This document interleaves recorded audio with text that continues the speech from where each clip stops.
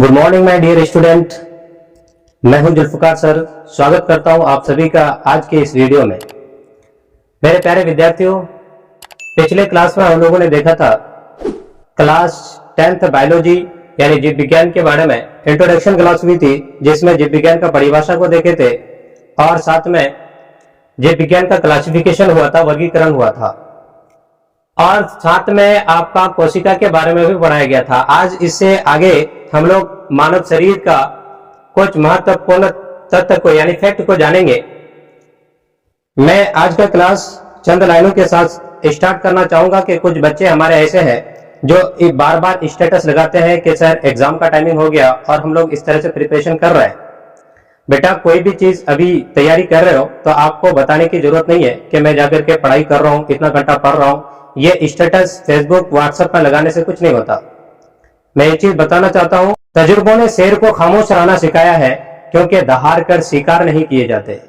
तजुर्बों ने शेर को खामोश रहना सिखाया है क्योंकि दहाड़ कर शिकार नहीं किए जाते और कुत्ता भूखते हैं अपना जिंदा दिली का एहसास दिलाने के लिए। जंगल का सन्नाटा शेर की मौजूदगी बयां करता है। तो इसी वजह से आपको समझना है हम वो शेर हैं जो हर जगह बताने की जरूरत नहीं होती है कि आप क्या कर रहे हैं। बेटा, एक चीज भी दिमाग के अंदर हमेशा मेंशन करके रखेंगे कि एक हिरन होता है और एक शेर होता है। हिरन का स्पीड 90 किलोमीटर प्रति घंटा होता है और शेर 60 किलोमीटर प्रति घंटा के स्पीड से भागता है, तब भी हिरन को दबोच लेता है।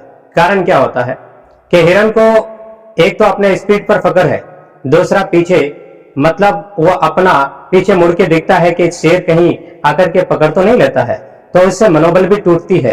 तो ये भी चीज मेंशन रखेंगे कि क्या हम इतना तेज है तो हम इतना कवर कर लेंगे, वो इतना 30 किलोमीटर पीछे रहेगा हमेशा ही, ऐसा नहीं होता है। जब आप पीछे मुड़ करके देखते हैं, आगे बढ़ने के बाद पीछे मुड़ करके देखते हैं तो आपका मनोबल भी पीछे हट जाता है।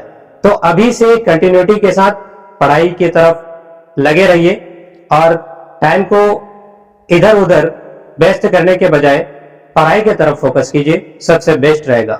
तो चलो मेरे प्यारे विद्यार्थियों, हम लोग आज जो पढ़ेंगे मानव शरीर के महत्वपूर्ण फैक्ट के बारे में। तो उससे पहले देखिए कोशिका के बारे में पढ़े थे। एक कोशिका से बना जीव, मतलब एक कोशिका से बना जीव एक कोशिकीय जीव कहलाता है। कभी कभी ये क्वेश्चन पुट अप कर देता है कि एक कोशिकीय जीव किसे कहते हैं, तो बोलेंगे एक कोशिका से बना जीव एक कोशिकीय जीव कहलाता है। जैसे एक कोशिकीय जीव का एग्जाम्पल ज्यादातर पूछा जाता है तो बोलेगा एक कोशिकीय जीव निम्न में से कौन सा है, तो बोलेंगे बेटा अमीबा, पैरामीशियम, यूग्लिना, बैक्टीरिया।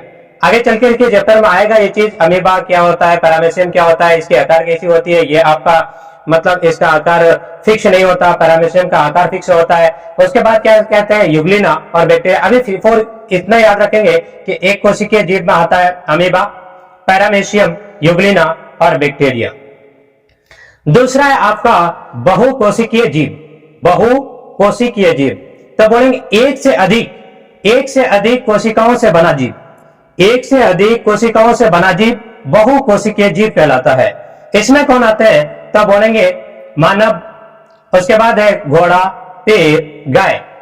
मतलब एक से अधिक कोशिकाओं से जितने भी जीव बने वो सारा का सारा बहुकोशिकीय जीव कहलाता है। और केवल एक कोशिकाओं से बना जीव ही क्या कहलाता है, एक कोशिकीय जीव कहलाता है। जैसे अमीबा, पैरामीशियम, यूग्लिना, बैक्टीरिया। और बहुकोशिकीय जीव में आता है मानव, घोड़ा, पेड़, उसके बाद गाय। बहुत सारे जितने भी जानवर हैं वो सारे के सारे किस में आते हैं, बहुकोशिकीय जीव में आते हैं। अब देखो यहाँ पे कुछ महत्वपूर्ण फैक्ट लिखा हुआ है, महत्वपूर्ण तत्व यानी बॉडी से रिलेटेड, आदमी के बॉडी में क्या क्या चीजें होती है उसके बारे में यहाँ पे लिखा गया है। देखो, जीवन की उत्पत्ति के समय जब आप पैदा हो रहे थे तो उस समय ऑक्सीजन नहीं था। आपको बोला जाएगा कि क्या आदमी जब जिंदा हो रहा था तो उस समय उसके पास ऑक्सीजन था? बिल्कुल नहीं, ऑक्सीजन नहीं था। अगला है शरीर का सबसे मजबूत अंग, पूरे बॉडी के अंदर सबसे कठोर अंग कौन सा होता है, तो बोलेंगे दांत का इनामिल होता है। दांत का इनामिल, दांत के अंदर जो इनामिल होता है वो पूरे शरीर के अंदर, हड्डी भी नहीं होता है। कोई बोलता है कि हड्डी सबसे कठोर, हड्डी से भी कठोर कौन सा होता है, दांत का इनामिल होता है। सबसे तेज तंत्रिका तंत्र का आवेग कितना किलोमीटर प्रति घंटा होता है? तो बोलेंगे 532 किलोमीटर प्रति घंटा होता है। हमारे शरीर के भीतर प्रति सेकंड में, हमारे शरीर के अंदर प्रति सेकंड मतलब एक सेकंड में 150 लाख कोशिकाएं नष्ट होती है। एक सेकंड में हमारे शरीर के अंदर एक सेकंड में 150 लाख कोशिका नष्ट होती है। अगला चीज है, एक बार सांस लेने पर मनुष्य 500 मिलीमीटर हवा अंदर लेता है। जब आदमी एक मरतबा सांस लेता है ना, ऐसे करके सांस लिया, तो इसमें कितना मिलीमीटर हवा अंदर चली जाती है? तो बोलेंगे 500 मिलीमीटर हवा अंदर चली जाती है। अगला देखिए, मनुष्य के शरीर में लगभग 50 लाख बाल होते हैं। मनुष्य के शरीर में लगभग हेड से लेकर पूरे शरीर के अंगों को देखा जाए तो 50 लाख बाल होते हैं। मनुष्य को एक बार सांस अंदर लेने में कितना समय लगता है? अगर सांस लेता है, ऐसे करके सांस ऐसे लिए तो कितना समय लगता है? 2 सेकंड लगता है। लेकिन उसी सांस लिए गए सांस को फिर से पुनः छोड़ते हैं जब कार्बन डाइऑक्साइड के रूप में, तो उस समय कितना? तो बोलेंगे 3 सेकंड। 3 सेकंड लगता है सांस को छोड़ने में, 3 सेकंड, और सांस को लेने में 2 सेकंड लगता है। अगला है, मनुष्य का एक श्वसन मतलब श्वासोच्छ्वास कहा जाता है इसको। एक श्वसन मतलब सांस लिए फिर पुनः छोड़े, तो इसमें पूरा कितना समय लगता है? तो बोलेंगे 5 सेकंड। यानी 2 सेकंड लेने में, 3 सेकंड छोड़ने में, टोटल कितना हो जाता है? 5 सेकंड। तो एक सांस पूरा, एक श्वसन पूरा करने में आदमी को कितना समय लगता है? 5 सेकंड लगता है। अगला प्रश्न है बेटा, क्रोनिया। बेटा एक चीज याद रखेंगे, आंख का कौन ऐसा भाग है जिसे दान किया जा सकता है? आदमी मरने के बाद वो बोलेगा कि मेरा फला बॉडी का फला हिस्सा दान करता हूं। तो मतलब कोई आदमी मर जाता है तो आंख का कौन सा हिस्सा उसका दान किया जाता है? तो क्रोनिया। मतलब यहाँ पे देखो तो क्रोनिया शरीर का एकमात्र हिस्सा है, एकमात्र अंग है जिसमें रक्त की कोई आपूर्ति नहीं होती। मतलब खून के द्वारा उसको ऑक्सीजन नहीं मिलता, बल्कि वो सीधे हवा के संपर्क में आता है और ऑक्सीजन ग्रहण कर लेता है। शरीर का कोई ऐसा हिस्सा नहीं होता है जिसको ऑक्सीजन की रिक्वायरमेंट होती है तो उसे ब्लड नहीं देता है। हर जगह ब्लड देता है, हर जगह खून ही ऑक्सीजन पहुंचाता है। लेकिन आंख के अंदर क्रोनिया एक ऐसी पार्ट्स होती है जिसको मतलब ब्लड जो है ऑक्सीजन उसकी पूर्ति, ऑक्सीजन की पूर्ति ब्लड नहीं करता, बल्कि वो डायरेक्ट हवा से संपर्क करके ऑक्सीजन ग्रहण कर लेते हैं। अगला देखते हैं, मानव शरीर में इतना वसा होता है, वसा बोले तो चर्बी। मानव के अंदर, मानव के शरीर में इतना चर्बी होता है, इतना चर्बी होता है जिससे 7 साबुन बनाया जा सकता है। आप जानते हैं कि साबुन बनाने के लिए किसका रिक्वायरमेंट होता है? चर्बी का, वसा का। तो एक आदमी अगर मरा और उस आदमी के अंदर से सारा चर्बी को निकाल दिया जाए और उस चर्बी से साबुन बनाना चाहे तो 7 साबुन बनाया जा सकता है। अगला देखेंगे, मानव जब पैदा होता है, मानव जब बच्चा पैदा होता है तो उस समय बचपन में उसके पास हड्डियों की संख्या कितनी होती है? तो बोलेंगे बेटा 300। जब छोटा बच्चा होता है तो उस समय बचपन के समय कितनी हड्डियां पाई जाती है? तो 300 हड्डियां पाई जाती है। लेकिन यही आदमी जब बड़ा हो जाता है, वयस्क हो जाता है, तो उस समय उसके पास हड्डियों की संख्या केवल 206 आ जाती है।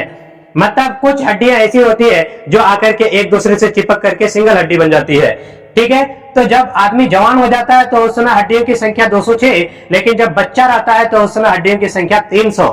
अगला देखेंगे, मनुष्य का दिमाग बिना ऑक्सीजन के, ऑक्सीजन उसे नहीं मिले तो 5 से 10 मिनट तक जीवित रह सकता है। यानी कोई आदमी बगैर ऑक्सीजन के, मतलब बगैर आदमी का दिमाग बगैर ऑक्सीजन के 5 से 10 मिनट तक जिंदा रह सकता है। अगला है, मनुष्य मरने के बाद, जब आदमी मर जाता है तो मरने के बाद जिस समय मरता है तो बॉडी का सभी अंग जो है उसी समय मरता नहीं है। बेटा कुछ फैक्ट मैं बता देता हूं, याद रखेंगे।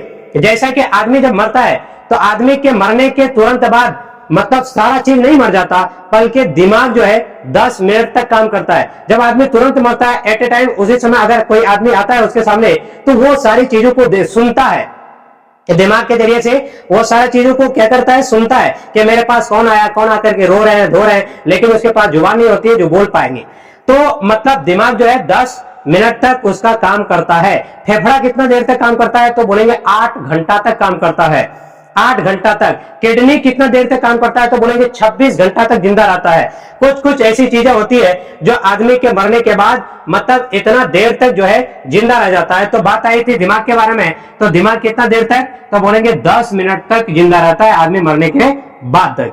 ज्यादा भूखे रहने से, कुछ आदमी होते हैं ना भूखमरी, मतलब ऐसा हालत हो जाता है कि खाने पीने का मन नहीं करता है। तो इसी वजह से वो आदमी सतर्क हो जाए।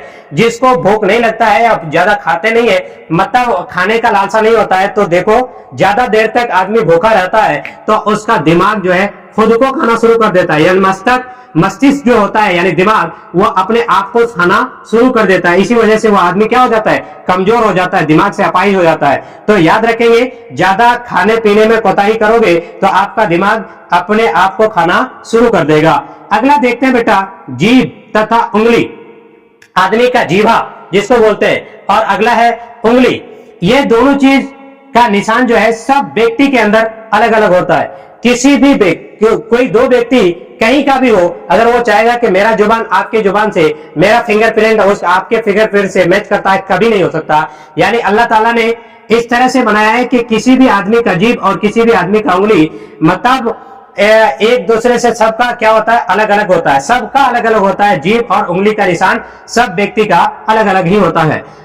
अगला है बेटा, मानव में नाक और कान हमेशा बढ़ता रहता है। आदमी जब पैदा होता है मौत तक हमेशा उसका कौन ऐसा हिस्सा होता है बॉडी का जो हमेशा बढ़ते रहता है, एक नाक और दूसरा कान।